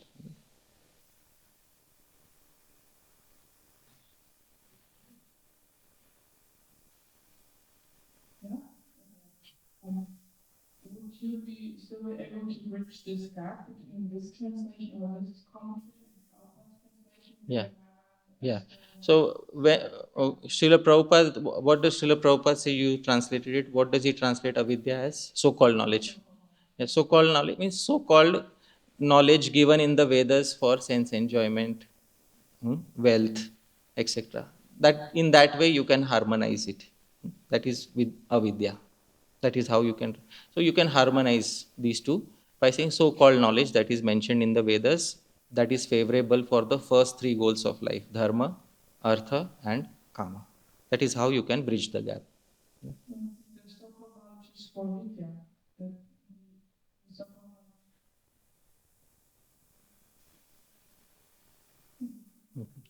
ठीक है. Okay. I hope I answered your query. Thank you. Yeah.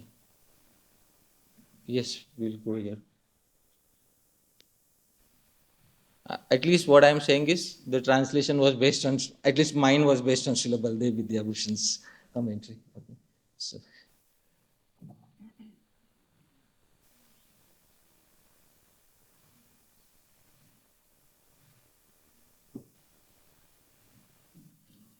yeah.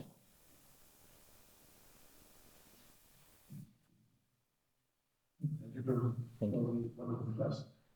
when we were reading about Nathu coming to they studied the other so-called Just call it avidya. All right? It's they okay. studied Avidya, Okay. and then they were able to compose like verse like her, Dham, and Yeah. See, when it comes to the acharyas, we don't say then they were able to come. Is that it is their lila? You know, we say acharyas always perform lila. That is what we say. But even in lila, they have shown a specific way of composing transcendental literature. So we will not say that without that they were handicapped or without that they could not have done. They could have done even without that. But they are showing through their example what other devotees also need to understand. Huh? Okay, so yeah, they went through it. Yeah, so what is the question? I've answered the question. All right. So, but it was sounding like that yeah. he and my understanding was that these poems, these work is a composition. While in work of Acharya, they are divided as Vishnu. That's what they wrote example from these So I'm therefore I said, are is Sanskrit poetry fully mundane or does it have an element of transcendence? And that's a very big thing to meditate upon. Because when you study ras, even mundane ras, in the Shastra of mundane ras, it is said, Rasa is Brahmananda Sahodara. It is the younger brother of Brahma Anand, the enjoyment of impersonal Brahman. So even rasa that is mentioned in mundane literature is not considered by mundane poets as a mundane entity. It has some element of mundaneness, but it has a lot of element also of divinity. Therefore, when you study it through that particular poetry, it is not similar to the poetry which modern day poets write. There is a lot of churning of the heart within that, and it touches your chitta. It touches your heart and it brings you in contact with something transcendental so as to elevate you uh, above the usual level of mundaneness. And being very frank, in the world outside, if you go, see in the devotee society, we may not speak about it so much. In the world outside is filled with all sorts of vulgarity. It's filled with all. I stay in Mumbai, the city which has taken responsibility of spoiling entire India. So I know. So this is the reality of the world outside. And if we end up rejecting even those sources of Sanskrit poetry which can help us gradually overcome this, then we are unnecessarily discarding something which could have helped us. So it's very important to understand that there is a certain type of poetry which can elevate you. Not every poetry degrades us. So that is what the Acharya studied in order to arrive at that particular point. But it was their Leela. One last query, then we'll pause. Yes, Mataji behind. Yes, Mataji, yes.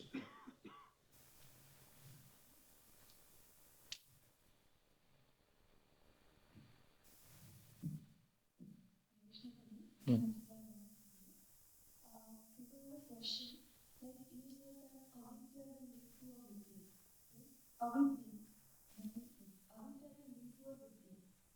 Avidya will lead to avidya. Vidya. Avidya will help you to overcome the material world. And Vidya will help you to relish what is in the other side. Yeah.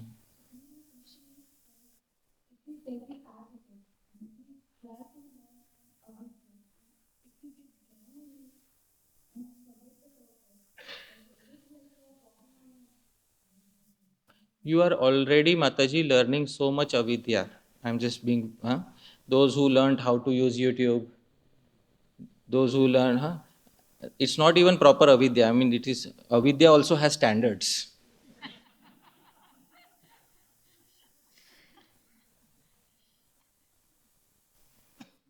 Avidya has a certain dignity, I mean, to it. Vedic avidya has a certain dignity to it. But in the world outside, what we are learning, please tell me, isn't it thousands of times better to at least learn avidya on the Vedic level? Please tell me. The world is forcing us to learn these things. And I'll give a simple example from my side. I started associating with the devotees back in 2001. And in 2002, I went to Brahmachari training for 4 years. And during those times, one of the years there was a cricket World Cup. And I was staying with the Brahmacharis. Those were training to be Brahmacharis, basically. And one of the devotees got very excited because it was the final match of the World Cup.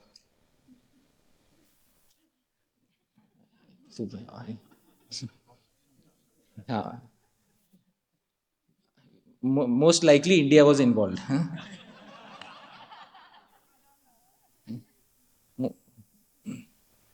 So he's listening to the radio, and somebody caught him listening to the radio. So this was back in 2003, 2004. So those were very different times. It was like Satya Yuga.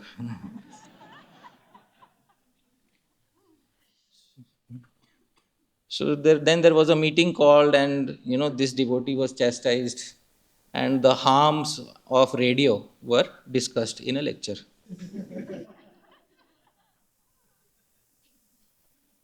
So the brahmachari who gave the lecture on why radio is Maya,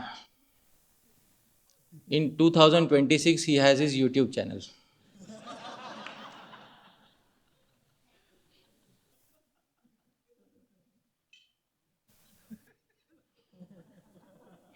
So I don't know whether I joined the wrong movement or what happened.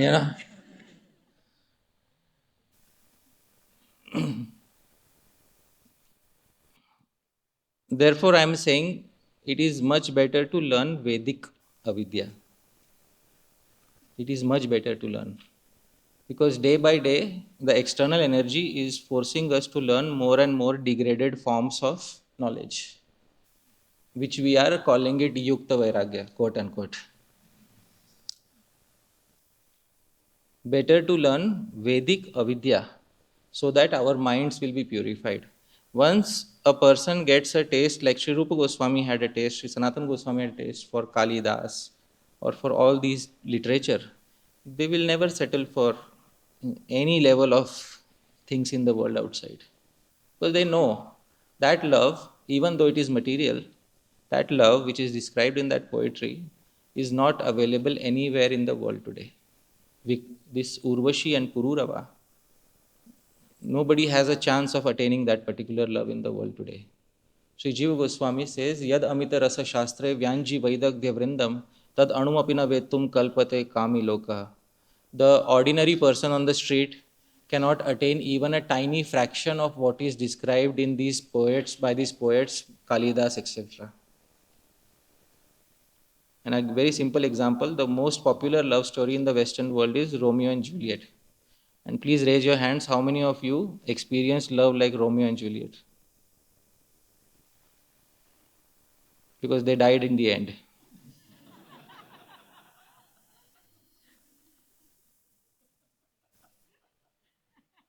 So if you are present here, you can be rest assured that you didn't experience that love. So when the expectations from material love, calm, are raised to that level by Vedic avidya, forget about getting involved in any of these things. Param drishtva nivartate.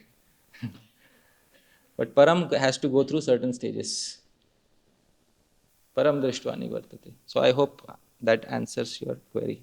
I wanted to tell that brahmachari Prabhu, I have a recording of your 2003 lecture. I want to post it on your YouTube channel.